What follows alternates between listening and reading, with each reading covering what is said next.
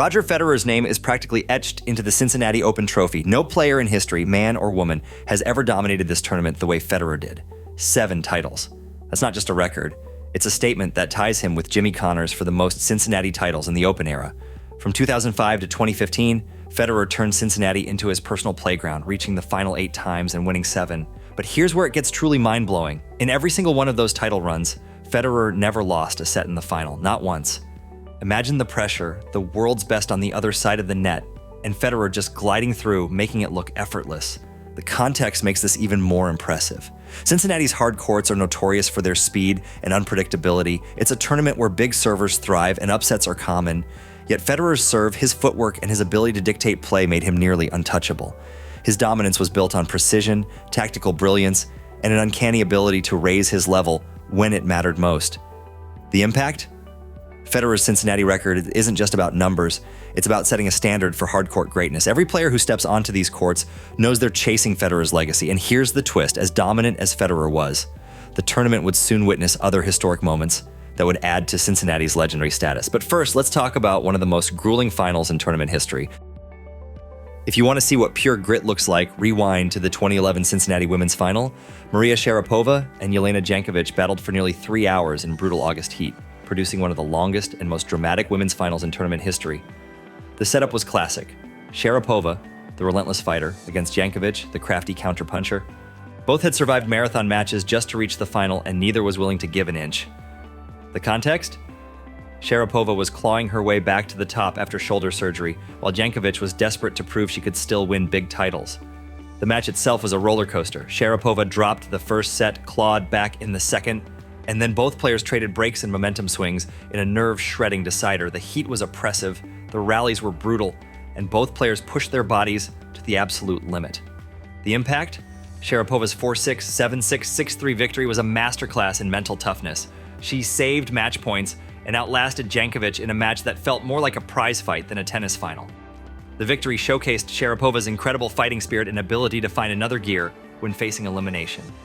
Fans still talk about the drama, the sweat, and the sheer willpower on display, and here's the hook. If you thought that was exhausting, the next record is all about family. When 2 sisters made history in Cincinnati. For years, fans dreamed of seeing Serena and Venus Williams face off deep in Cincinnati. In 2014, it finally happened. The first all-Williams semifinal in tournament history. The setup was electric. Serena, world number 1 and the game's most dominant force, against Venus, the elder stateswoman, and a legend in her own right. The context? Both sisters had won Grand Slams. Both had been number 1, but they'd never met this late in Cincinnati. The match was a showcase of power, athleticism, and sibling rivalry at its finest. Venus came out swinging, taking the first set with fearless aggression. Serena, as always, responded with fire, leveling the match and setting up a third set showdown. The crowd was split. Every point felt like a family affair with history on the line. In the end, Serena edged out Venus 6-4 in the third, but the real story was the spectacle. 2 of the greatest athletes of all time pushing each other to the limit right in the heart of America. The impact? That semifinal wasn't just a match. It was a celebration of everything the Williams sisters had done for tennis. And here's the loop. As iconic as that moment was, Cincinnati has also been the stage for some of the fastest, most jaw-dropping serves the sport has ever seen. If you're loving this video, subscribe now and help us hit 5,000 tennis fans by month's end. Cincinnati has always been a stage for big servers to showcase their power. The tournament's fast, hard courts have witnessed some of the most thunderous serves in tennis history. Players like Sam Groth, known for holding the all-time fastest serve record at 163.7 miles per hour, have regularly unleashed serves exceeding 140 miles per hour at this event. The setup: Cincinnati's conditions, fast courts, thin air, and perfect weather create the ideal environment for power serving. The context: the tournament attracts the world's biggest servers, from John Isner to Milos Raonic to Riley Opelka. These players use Cincinnati as a launching pad for the US Open, fine-tuning their weapons on courts that reward aggressive play. The serves aren't just fast, they're strategically placed, often unreturnable even when opponents know they're coming. The impact? These serving displays have forced everyone to rethink what's possible on a tennis court. It's not just about raw power, it's about precision, timing, and nerves of steel. The big servers at Cincinnati have set benchmarks that inspire the next generation of power players. And here's the transition. While speed thrills, nothing tests a player's mettle like taking down multiple top-ranked opponents in a single week. 2020 was a year like no other, and Victoria Azarenka's run in Cincinnati was the stuff of legend. The setup, the tournament was relocated to New York due to the pandemic, and the field was stacked with talent. Azarenka, a former world number one, was coming back from injury and motherhood, written off by many as past her prime. The context? Azarenka faced a challenging draw and had to battle through multiple tough opponents. She defeated Alison Risk, Caroline Garcia, Elise Mertens, and Ons Jabeur en route to the final. Each match was a showcase of vintage Azarenka, relentless baseline hitting, fearless aggression, and tactical brilliance. Her victory over Jabeur in the semifinals was particularly impressive, showing she could still compete with the tour's rising stars. The impact?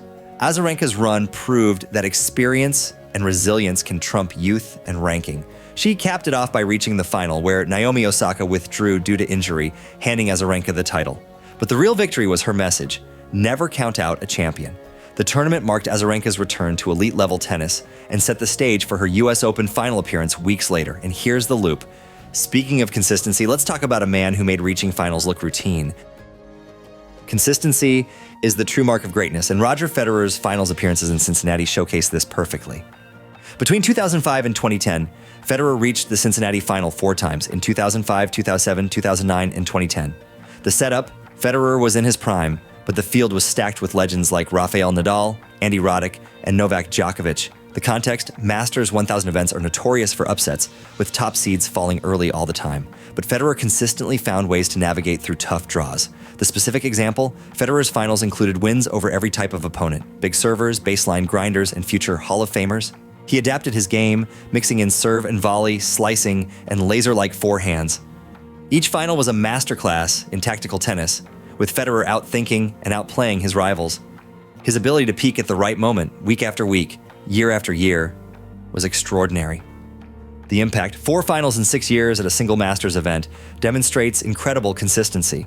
Federer's ability to repeatedly reach the championship match set a new bar for what it means to be elite on hard courts. Fans started to expect him in the final, and he rarely disappointed. And here's the transition. While Federer's consistency was legendary, another player would eventually break barriers that had stood for decades. Serena Williams has made a career out of breaking barriers, and Cincinnati was no exception. In 2014, she finally captured her first title at the Western and Southern Open after years of near misses. But what happened next was even more historic. The very next year, Serena returned and did what no woman had ever done before. She defended her title, becoming the first female player to win back-to-back singles championships in Cincinnati's Open-era history. The context? The women's field in Cincinnati is notoriously deep, with upsets lurking in every round. Before Serena, no woman had managed to repeat as champion since the tournament became a major WTA event. In 2015, she faced a red-hot Simona Halep in the final. The match was a showcase of power and resilience, with Serena saving set points in a tense second-set tiebreak to clinch the title 6-3, 7-6-5. And the impact? Serena's back-to-back triumphs shattered the myth that Cincinnati was a one-and-done tournament for women.